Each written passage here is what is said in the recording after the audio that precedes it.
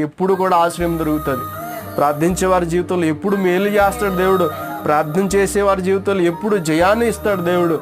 ఎందుకో తెలుసా? నీ పక్షం నేను యుద్ధం చేయుచున్నాను అంటున్నాడు. ఏం చేయబోతున్నాడు ప్రభు? నీ పక్షాన్ని నిలబడాలంటే మనం ఏం చేయాలి?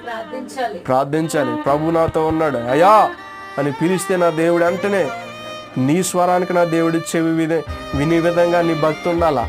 అలా లేదంటే దేనికి ఉపకారం కాదు ఈ భక్తి. ఏమంటారు? పిలిస్తే నీ ఇంట్లో వారు నీకు పలకరేమోగా నా దేవుడు పలుకుతాడు. హల్లెలూయా. నాకంటూ ఉన్నాడు, అండగా ఉన్నాడు, నాకు బండగా ఉన్నాడు. క్రీస్తే నేను బండగా నాకు తోడుగా ఉన్న దేవుడు. నేను ఒంటరిగా ఉన్నా, నేను ఎక్కడికి ప్రయాణం చేసినా, ఎక్కడికి వెళ్ళినా ఆయన నాతో వస్తాడు.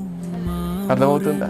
సమస్త కీడులన్నిటిలో నుంచి తప్పించగలిగినటువంటి నాథుడు నా యేసు ప్రభు అని రోజు మనం చెప్పగలుగుతున్నామా?